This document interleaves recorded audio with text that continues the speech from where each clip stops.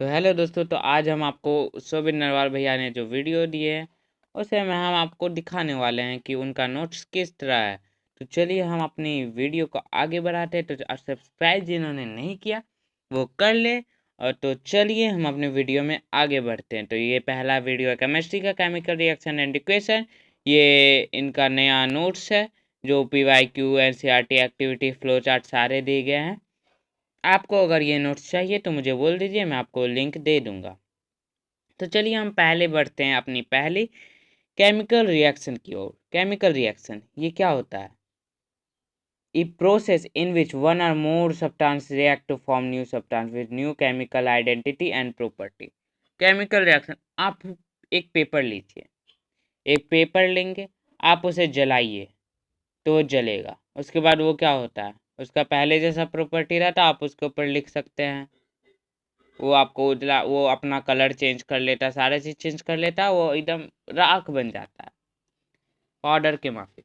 तो चलिए हम अब केमिकल इक्वेशन ये क्या होता है।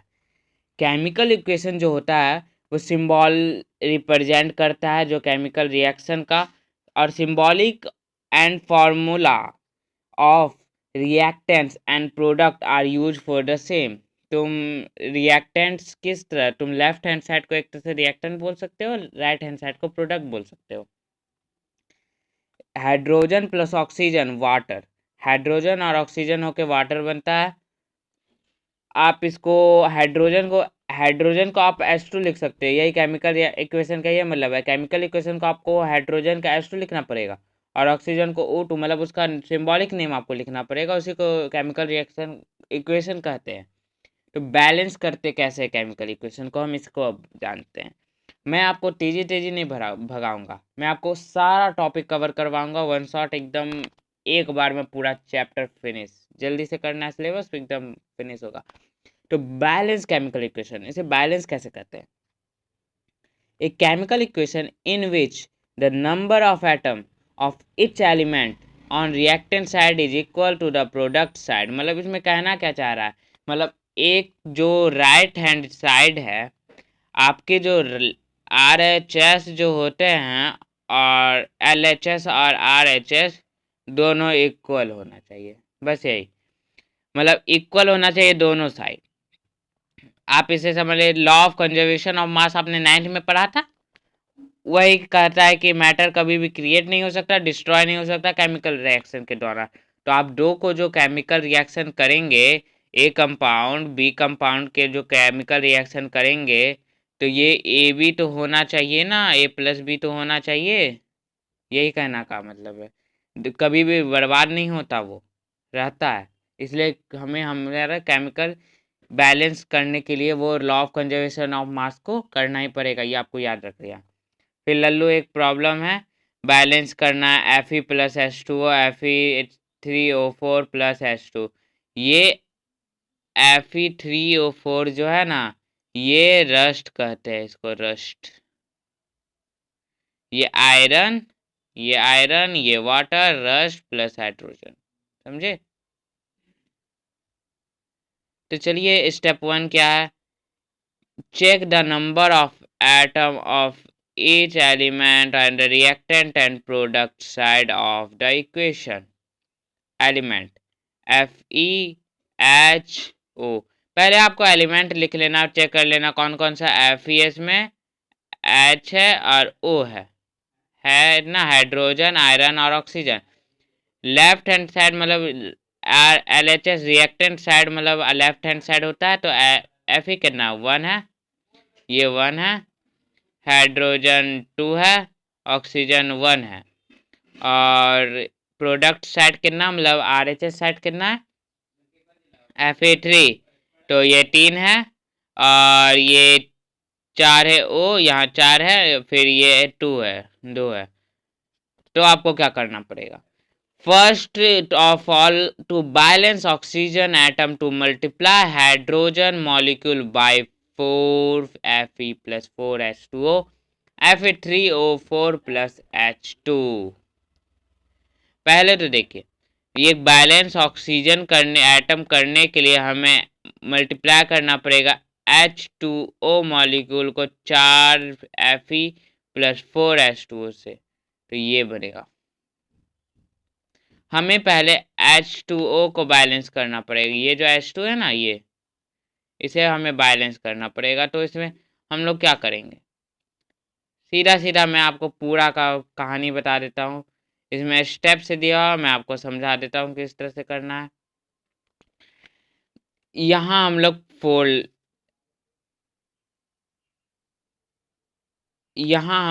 फोल्ड लगा देंगे। पहले H2O को बैलेंस करेंगे, क्यों करेंगे, यहाँ ऑक्सीजन 1 है, यहाँ 4 है, तो यहाँ 4 डाल देंगे। 4 डालेंगे तो 4 H2O हो जाएगा, 4 H2O हो जाएगा। तो उसके बाद दोनों साइड देखते हैं, यहाँ H2 है, यहाँ H8 है, लेकिन यहाँ O4 है, यहाँ भी O4 है, तो H8, तो यहाँ भी 4 तो डालना पड़ेगा। 4 H2 दोनों 8 H2 हो जाएगा। तो आयरन को मिलाते, आयरन 1 है, आयरन 3 है, यहाँ 3 डाल दीजिए, तो वही चीज़ दिया होगा। देख लीजिए, once again check the metal, इतना इतना इतना, ये सब आ गया। तो बैलेंस हाइड्रोजन, अब हाइड्रोजन को 4 से मल्टीप्लाई किए, फिर उसके बाद स्टेप मल्टीप्लाई किए LHS को 3 से, ताकि आयरन भी हो जाए। देख सकते हैं अब ये इक्वेशन जो हमने बोला था आपको, ये आया ना, ये आया। तो चलिए अब हम अपनी अगले, ये आपके लिए कुछ सवाल है, ये आप कर लीजिएगा अच्छे से ये सवाल, ठीक है।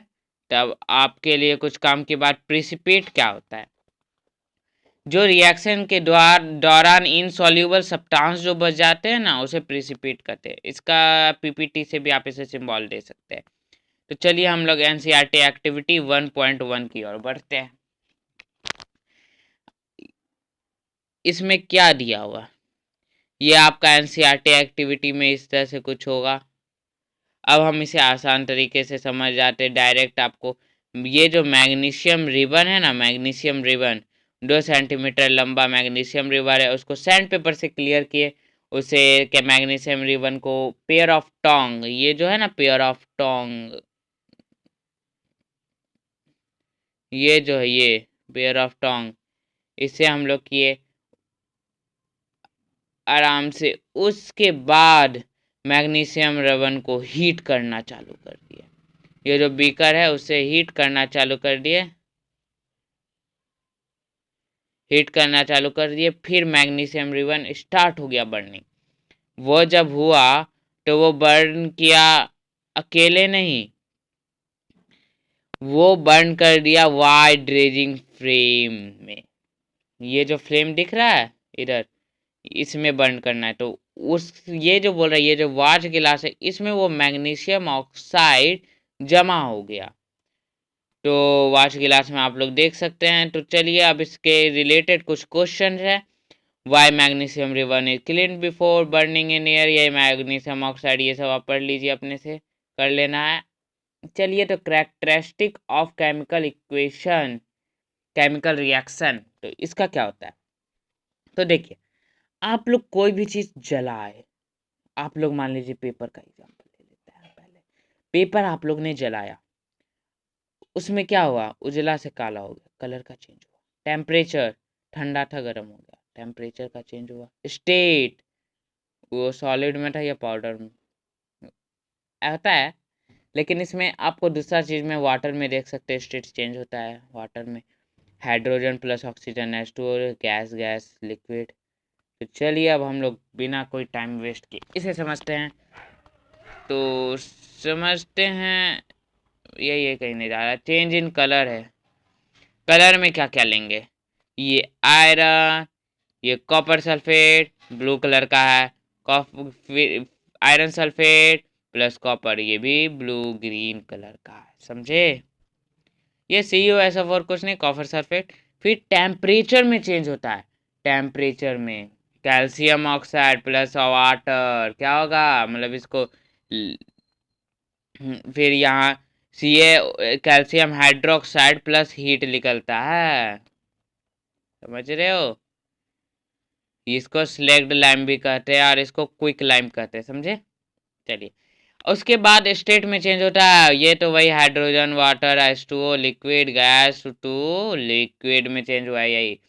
उसके बाद इवोल्यूशन ऑफ गैस, इसमें क्या होता है, evolution of gas, zinc solid है, H2S hydrogen sulphate aqua solution है, फिर जिंक सल्फेट प्लस हाइड्रोजन, ये इवोल्यू आप इसको एक तरह से ये भी कह सकते हैं डिस्प्लेसमेंट है, लेकिन आप अभी ने वो सब नहीं पढ़े इसलिए वो सब पे दिमाग मत लगाइए, अभी आगे पढ़ा दूंगा।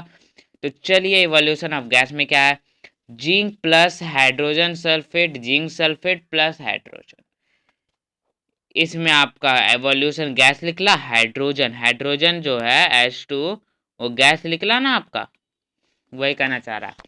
फॉर्मेशन ऑफ प्रिसिपिट, ये क्या था आपने डिफिनेशन कुछ देर पढ़ा था ना, कि आपका जो वो रहता है, मतलब आपका जो इनसॉल्युबल सब्सटेंस रहता है उसे प्रिसिपिट करते हैं। तो PbNO3 lead nitrate plus potassium, potassium iodide plus, नहीं lead iodide plus potassium nitrate, ये एक्वा सॉलिड, ये जो सॉलिड बचा ना यही है येलो सॉलिड प्रिसिपिट, समझे, यही है, ये जो है ना येलो यही है। फिर और एक पढ़ लीजिए इंडोथर्मिक, इंडोथर्मिक में क्या होता है, इंडोर अंदर की ओर, वो गर्मी एब्जॉर्व करता है, एनर्जी एब्जॉर्व। फोटोसिंथेसिस में क्या होता है, सन का धूप रोशनी एब्जॉर्व करता है। एक्सोथर्मिक, एक्सो भग, एक्सो भग भग भग ऐसे करता है ना, उस तरह से भगा रहा है, मतलब एनर्जी रिलीज कर रहा है फॉर्मेशन ऑफ प्रोडक्ट के द्वारा। यही देख लीजिए कैल्शियम ऑक्साइड वाटर कैल्शियम, यही क्विक लैम और क्लिक लैम वाला एग्जांपल दे दिया है। डाइजेशन जो होता है वो रेस्पिरेशन, ये सब एक्सोथर्मिक रिएक्शन होता है, ये बात याद रखिएगा। तो चलिए हम अपनी बिना टाइम वेस्ट के अगली काम की बात देख लेते हैं। ये हमेशा नेसेसरी नहीं है जो मेंशन केमिकल फिजिकल स्टेट्स का जो रिएक्शन कंडीशन है वो बैलेंस रहेगा, ये हमेशा आपको करने का जरूरी नहीं है, आप इसे छोड़ भी सकते हैं अगर क्वेश्चन में नहीं दिया हुआ है। चलिए तो अब हम एक्टिविटी 1.2 की ओर बढ़ते हैं। वो एक्टिविटी 1.2 में take lead nitrate solution in the test tube at potassium iodide solution what है ऑब्जर्व। चलो भैया इतना इधर देख लिया, इतना छोटा में, लेकिन हम लोग इसमें अच्छा से समझेंगे। चलो अब इसे आसान से समझते हैं। Take some lead nitrate solution in test tube और in beaker, add potassium iodide solution to it, a yellow precipitate iodide is formed, इसमें क्या दिया है, इसमें क्या ऑब्जर्व किया, इसमें ऑब्जर्व करके दिया हुआ है, तो आपको कोई परेशानी नहीं होगा जो सोबिन नरवाल भैया ने दिया है। तो येलो प्रेसिपिटेट जो है लीड नाइट आयोडाइड का वो फॉर्म होता है, फिर उसके बाद क्या होता है, एक वो जो येलो कलरलेस सब्सटेंस था वो येलो कलर में चेंज होता है ना, यहाँ येलो प्रेसिपिटेट कैसे आया, वही हुआ, समझे, लीड नाइट्रेट के साथ पोटेशियम आयोडाइड रिएक्ट मारा, तो यहाँ केमिकल रिएक्शन एक हो गया। तो आपको ज़्यादा कुछ नहीं, इससे रिलेटेड आपको सैम्पल पेपर CBSE जो दी थी उसमें ये सवाल आया था, देख लीजिए, यही है लीड नाइट्रेट और पोटेशियम आयोडाइड वाला कि कैसा होगा येलो प्रेसिपिटेट फॉर्म होगा, आंसर भी जो दिया हुआ है। चलो भैया हम अब इसे समझते हैं। Chemical reaction that activity 1 point, chemical reaction that involve gaseous and rise in temperature, तो सब्सक्राइब करना ना भूलिए। तो चलिए हम अब इसे भी समझ लेते हैं, कुछ देर में आपका ख़त्म ही हो जाएगा, देख सकते हैं थोड़ा सा और बचा है, ज़्यादा नहीं। तो चलिए जिंक जो है कॉर्क, ये गिलास, ये वाला डायग्राम देख रहे हो, हाँ यही देखना है।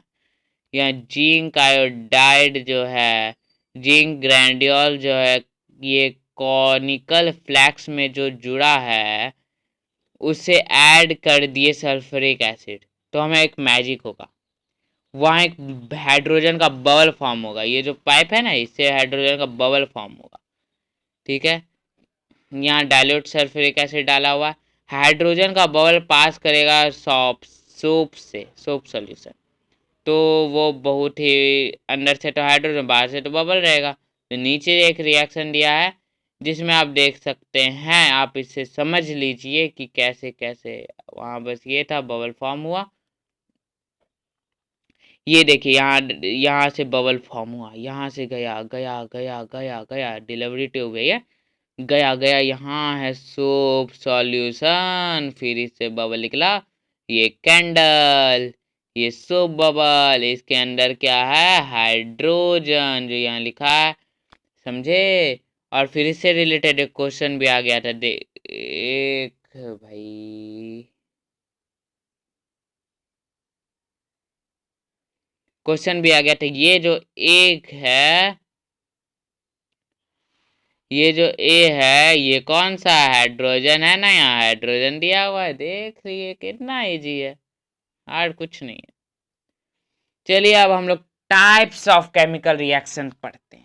हम लोग वन शॉट करने वाले, लगभग आधा चैप्टर हम लोग फिनिश कर चुके हैं 15 मिनट में, 16 मिनट होने वाला, कोई बात नहीं, सब्सक्राइब कर दीजिए, हम लोग तेजी से आपके लिए और भी चैप्टर लाएंगे। तो चलिए कॉम्बिनेशन रिएक्शन, अगला मैं इसे इसका पीडीएफ दे दूंगा अगला वीडियो में, यही वीडियो में दे दूँ, जैसा होगा आप कमेंट में बता दीजिए। In a chemical combination reaction, two or more reactant combine to give a single product. Example: quick lime react with water to form slacked lime. यही वाला एग्जाम्पल भैया देख लो, पीछे आपको क्विक लाइम स्लैग्ड लाइम ये कॉम्बिनेशन रिएक्शन का है, chemical hydroxide chemical oxide quick lime slagged lime सब लिखा है ना, मैंने बताया था जो। चलिए तो कुछ काम की बात देख लेते हैं। सोडियम और solution of calcium hydroxide slag lime used है फॉर वाइट वॉशिंग। भैया आप जो चूना लगाते हैं अपने गेट घर के ऊपर, वो कैल्शियम हाइड्रोक्साइड से रिएक्ट करके CO2 जो रहता है मतलब कार्बन डाइऑक्साइड, उससे रिएक्ट करके कैल्शियम हाइड्रोक्साइड बनाता है। वो आपका एक दिन में चूना लगाएगा तो देखिए भीका भीका लगेगा, 2 से 3 दिन होता है तब एकदम चमकदार उजला उजला लगता है। चलिए अब अलग अगला देखते हैं, formation of water from hydrogen gas and oxygen gas. Hydrogen oxygen ये भी आप देख चुके थे। बर्निंग ऑफ कोल, कार्बन जो है उसको ऑक्सीजन से आप रिएक्ट करवाएंगे तो carbon dioxide, burning of coal हुआ। भैया ये कार्बन जो है ना, ये कोल है, कोल है। डिकम्पोजिशन रिएक्शन, भैया अब डिकम्पोजिशन रिएक्शन क्या है ये देख लेते हैं। डिकम्पोजिशन रिएक्शन, डिकम्पोजिशन रिएक्शन भैया कुछ नहीं है, देखिए यहाँ ए बी जो कंपाउंड है ये ए और बी में टूट जाता है, मतलब क्या, मतलब आपका जो सिंगल रिएक्टेंट है वो 2 या 2 से ज़्यादा प्रोडक्ट में टूट जाता है। तो आपका पहला क्या है, पहला है आपके सामने थर्मल डिकम्पोजिशन। ये क्या होता है, ये होता है एनर्जी जो हीट के फॉर्म में रिलीज करता है, वो थर्मल डिकम्पोजिशन, उसमें एनर्जी का यूज होता है और इसमें हीट का यूज होता है, इसलिए इसका एग्जांपल देख लीजिए, कैल्शियम कार्बोनेट और had heating decomposition to give calcium oxide and carbon। आपको वही बात बोला था ना, ये जो कंपाउंड है ये और ये कंपाउंड में टूट जाता है। तो लाइम स्टोन को क्विक लाइम में तोड़ा जाता है। क्विक लाइम कैसे बनता है, तो लाइम स्टोन से बनता है CaCO3। इसका हम लोग सीमेंट में भी यूज करते हैं, मतलब स्लेक्ट लाइम बना के जो उसमें वाइट वॉशिंग में यूज करते हैं, वैसी चीज को सीमेंट में यूज करते हैं, लेकिन उसका पहले वाला कंपाउंड को। फीरस सल्फेट जो है, अब सेकंड देख लेते हैं। फीरस सल्फेट जो ग्रीन कलर क्रिस्टल, ये सबसे आपको क्वेश्चन आता है, कौन सा कलर का क्रिस्टल, फीरस सल्फेट से ग्रीन कलर का crystal, FeSO4 into 7H2O on heating loose water को लूज करता है, क्रिस्टलाइजेशन होता है और FeSO4 बन जाता है, और सल्फर डाइऑक्साइड SO2 और सल्फर ट्राइऑक्साइड, फेरस ऑक्साइड बन जाता है, SO2 एंड SO3 और गैस। भैया तो देख सकते हो यहाँ क्रिस्टलाइजेशन हो गया, आ गया, सब लोग देख लेंगे, लूज वाटर को लूज कर दिया, वाटर जो था ना उसको लूज कर दिया, ये लोग गैस में बदल दिया, समझे। इसको एक्टिविटी के दौरान देख लेंगे। यहाँ देख सकते हो 7 मॉलिक्यूल ऑफ वाटर क्रिस्टलाइजेशन था, वो ग्रीन कलर में था। वो ग्रीन कलर जो फेरस सल्फेट क्रिस्टल था उसको हीट किया गया।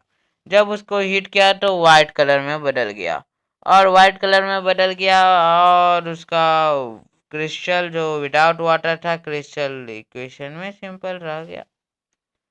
यही देख सकते हो, उससे जो गैस से जो निकल रहा था, ये जो गैस निकल रहा था यही है बहुत ही हानिकारक गैस, समझे। बॉयल पहले हम लोग ग्रीन कलर में देख रहे, फिर सल्फेट ड्राई में इसमें रखा हुआ है। फिर हम लोग उसमें बॉयल किए तो एक मैजिक देखे, ग्रीन कलर जो था वो ब्राउन सॉलिड में फॉर्म हो गया जो फेरस ऑक्साइड होता है। फिर वो ऑब्जर्व किए कि उससे बड़ा गंदा स्मेल आ रहा है, बहुत ही गंदा। तो वो वाइट था फिर ब्राउन में चेंज हुआ, समझे। तो चलिए तीसरा क्या है, लीड नाइट्रेट जो डिकम्पोजिशन येलो लीड मोन to give yellow lead monoxide nitrogen hydrogen nitrogen dioxide and oxygen का लीड नाइट्रेट PbNO3 ये कलरलेस होता है। इसको जब हम तोड़े PbO lead oxide yellow colour में टूटता है, NO2 nitrogen dioxide brown film इसमें, और ऑक्सीजन निकलता है। इसके हम लोग रिएक्शन देख लेते हैं। एक्टिविटी 1.6 में रिएक्शन दिया हुआ, decomposition reaction of lead nitrate. Lead nitrate का पूरा यहाँ देखिए, चलो आसान भाषा में समझते हैं, आसान भाषा में समझ जाते हैं भैया। तो क्या लिखा है, 2 gram of lead nitrate powder in boiling tube. 2 ग्राम हम लोग को लीड नाइट्रेट हम लोग को हीट करने के लिए रखे हैं हम लोग। इसे हम लोग होल्ड कर लिए बर्नर को इसके ऊपर टोंग से। उसके बाद हम लोग जब फायर लगा, बर्निंग स्टार्ट किया, तो एक येलो कलर का सॉलिड लेफ्ट किया इस बॉइलिंग ट्यूब में, येलो कलर का। वो लीड मोनोऑक्साइड था। लीड मोनोऑक्साइड जो था वो रेडिश ब्राउन कलर में होता है, लेकिन हॉट गर्म की वजह से नहीं, लीड रेडिश ब्राउन और गर्म में होता है, लेकिन येलो होता है ठंडा में, समझे। चलिए तो आगे बढ़ते हैं। इलेक्ट्रोलाइटिक डिकम्पोज, हम लोग जल्दी जल्दी नहीं बढ़ा रहे, सारे एक टॉपिक कवर कर रहे हैं, एकदम झक्कास एक्टिविटी एक्टिविटी सब लेके पढ़ रहे हैं। तो आप लोग भी सब्सक्राइब करना ना भूलिए। तो चलिए हम लोग अपनी अलग दुनिया, अलग चैप्टर, अपना अलग जगह पढ़ते हैं, मतलब अलग चीज पढ़ते हैं। चलिए तो हम लोग इलेक्ट्रोलाइटिक इलेक्ट्रोलाइटिक ही मतलब क्या होता है, इलेक्ट्रिसिटी पास कराना है भाई। वाटर में इलेक्ट्रिसिटी पास कराइए, हाइड्रोजन ऑक्सीजन, ये आपको घर में नहीं होना, समझे। घर में नहीं करना, आपको दिखेगा ही नहीं, दोनों तो गैस है। इलेक्ट्रिक करंट जब सोडियम क्लोराइड से पास करेगा तो वो सोडियम मेटल और क्लोरीन गैस बनाता है सोडियम क्लोराइड से, इसलिए इलेक्ट्रिसिटी से पास कराया जाता है। फोटो डिकम्पोजिशन और फोटोसिंथेसिस और फोटोकेमिकल डिकम्पोजिशन। फोटोकेमिकल डिकम्पोजिशन आपको नाम से ही है क्या, आपका इसका एक काम जो सिल्वर क्लोराइड वाला रहता है ना, वो आपका काम आ जाता है ब्लैक एंड व्हाइट फोटोग्राफी में सबसे पहला। ये इस टाइप से क्वेश्चन आता है, इसलिए बोल रहा हूँ। सिल्वर क्लोराइड व्हाइट होता है, आपको लास्ट में इसका PVQ बहुत सारा चेंज किया वजह से नरवाल ने भैया ने चेंज किया था, वो आपको आगे मिल जाएगा। PYQ को MCQ में चेंज किया, जो सब्जेक्टिव क्वेश्चन था। कितना मेहनत लगा होगा, तो एक सब्सक्राइब और एक लाइक तो बनता है, और एक शेयर तो आप कितना भी कर सकते हो। तो सिल्वर क्लोराइड जो व्हाइट कलर में था उसको सिल्वर ग्रेस व्हाइट में चेंज कर दिया, और क्लोराइड जो था येलो ग्रीन में चेंज कर दिया। चलिए तो इसका एक काम तो यहाँ लिखा होगा, सिल्वर ब्रोमाइड में भी वही होता है, सनलाइट के प्रोजेक्ट फोटो डिकम्पोजिशन सनलाइट ही ना। पहले के ज़माने में ये सिल्वर का ब्लैक एंड व्हाइट फोटोग्राफी में काम किया जाता था। इसकी रिएक्शन देख लेते हैं। इसमें वही है, 2 चाइना डिश में आप 2 कलर, एक वाइट कलर में आपको 2 ग्राम दिखेगा सिल्वर। आपको चाइना डिश को सनलाइट में रखना है, उसके बाद वो ग्रेस वाइट में चेंज हो जाएगा। और silver bromide same, silver chloride दोनों सेम तरह से रिएक्ट होता है। अब तीसरा आ जाते हैं हम लोग डिस्प्लेसमेंट रिएक्शन, जिसका आप लोग को था बेसब्री से इंतजार, आप लोग पढ़े होंगे।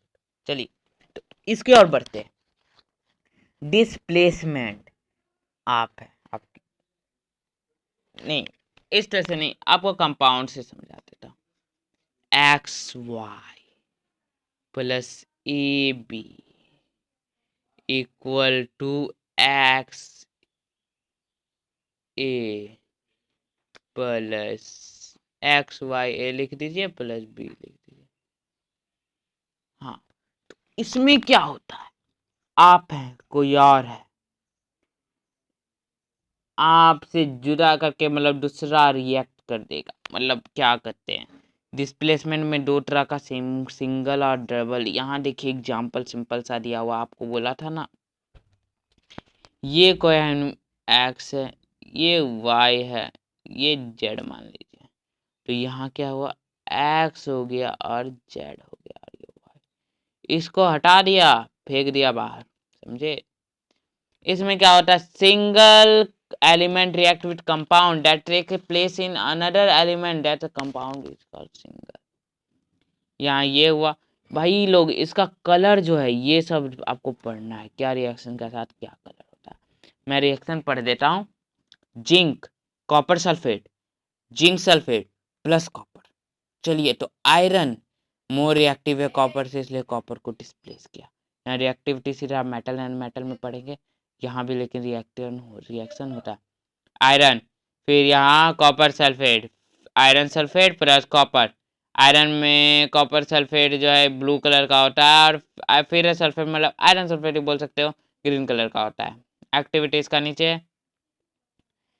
चलिए तो ये क्या, आयरन एंड कॉपर नील solution, stand test tube thread copper sulphate. इसका देखिए आयरन नील, ये जो इस कलर से इस कलर में कैसे चेंज हुआ। 10 ग्राम आप कॉपर सल्फेट सॉल्यूशन लीजिए एक टेस्ट ट्यूब में, एक टेस्ट ट्यूब है उसमें आप 10 ग्राम लीजिए, 10 ग्राम ये लीजिए।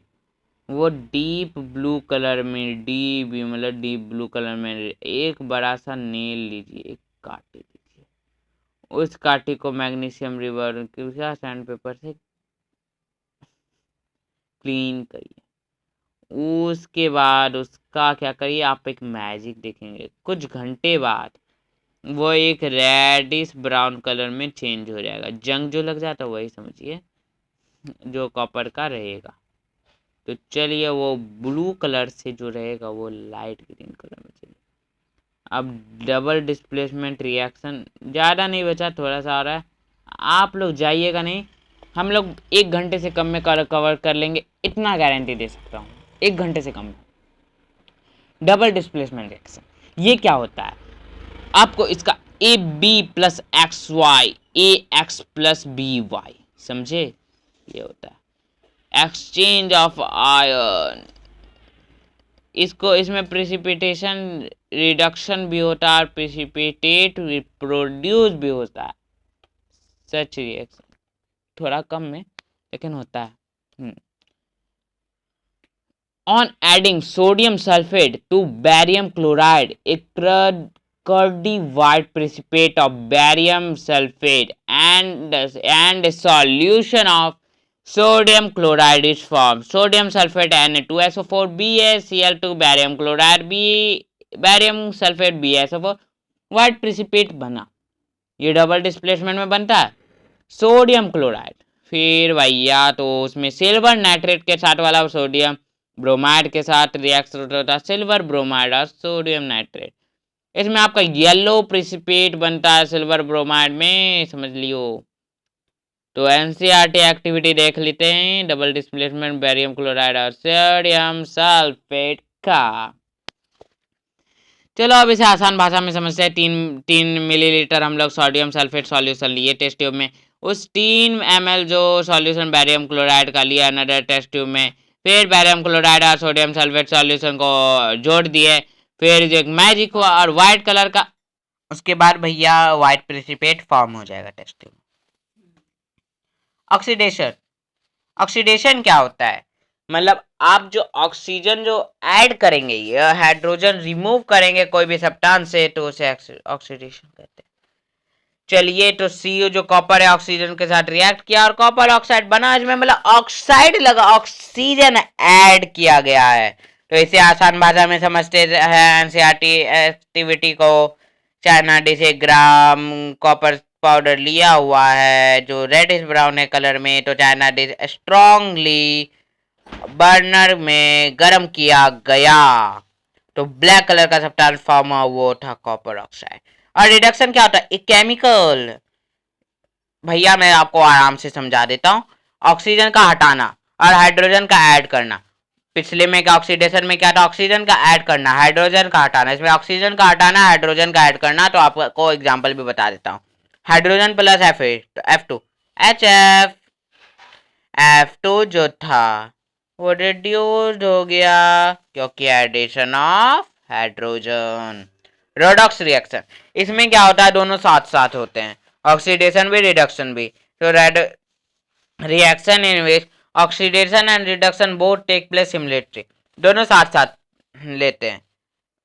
रेडॉक्स रिएक्शन में substance with getting oxide is called reducing agent, और जो भैया ऑक्सीडाइजिंग एजेंट था वो था गेटिंग और reduce is called oxidising agent. चलिए भैया यहाँ आपके लिए कुछ कुछ एग्जांपल दी गई है, इसको आपको समझा देता हूँ। MnO2 प्लस, नहीं तो यही समझा देता हूँ थोड़ा सा आपको भी देखने में, ZnO प्लस सी, Zn plus CO, zinc oxide, ये जो है आप इसको, इससे ऑक्सीजन रिमूवल ऑफ ऑक्सीजन हुआ तो ये Zn में रिड्यूस हो गया, और C जो था ऑक्सीडाइज्ड हो गया क्योंकि एडिशन ऑफ ऑक्सीजन। तो ZnO जो है वो ऑक्सीडाइजिंग एजेंट है और C रिड्यूसिंग एजेंट है। इफेक्ट ऑफ ऑक्सीडेशन, इफेक्ट क्या होते हैं ऑक्सीडेशन के, पहला कोरोजन होता है, दूसरा रेंसिडिटी। कोरोजन में क्या होता है, जंग लगता है लोहे में, उसे कोरोजन कहते हैं। When a metal is attacked by substance around it such as moisture, acid, air, water, etc, it is said to be corrode and this process is corrosion. Rusting, इसका एग्जांपल कुछ दे, रस्टिंग ऑफ मेटल, जंग लगना लोहे में, blacking of silver, कालापन हो जाना silver में, ग्रीन कोटिंग ऑन कॉपर, तांबे में ग्रीन कलर का आ जाना, डैमेज कर देता है bridge, iron rail, ships, car body सबको। फिर रेंसिडिटी क्या होता है, आपका खाने का कलर और टेस्ट स्मेल सब बदल जाता है, खराब हो जाता है, उसे रेंसिडिटी कहते हैं। इसे प्रिवेंट कैसे किया जाता है, चिप्स सबके जो पैकेट रहते हैं ना, पोटैटो वेफर्स, उसके अंदर नाइट्रोजन गैस भर के सारा गैस हटा के, समझे। अवॉइड करना चाहिए खाना, पका हुआ खाना को सनलाइट में रखने पे, फूड मटेरियल को एयर टाइट कंटेनर में रखने के लिए रखना चाहिए, और रेफ्रिजरेशन में कुक्ड फूड को रखना चाहिए। ये कुछ क्वेश्चन है भाई, सीबीएसई सैंपल पेपर में ये सब दिया गया है। इस बार का क्वेश्चन, कितना क्वेश्चन दिया गया पांचों देख लीजिए आप लोग आराम से, ठीक है। तो उसके बाद कुछ प्रीवाइक्यूज जो कन्वर्ट किया गया एमसीक्यूज में, ये आप लोग को मिल जाएगा, इसमें देख सकते हैं। देखिए जैसे कि यहाँ देखिए आर्यन नेल वाला है ना, यहाँ क्वेश्चन नहीं है, देख सकते हैं सब है। यहाँ क्या होगा, ब्राउनीज, यहाँ एक्टिविटी में देखे थे सब क्वेश्चन प्रीवाइक्यू में आया पहले, लेकिन ये एमसीक्यू में नहीं आया था, सब्जेक्टिव में आया था, एमसीक्यू में भैया ने चेंज कर दिया।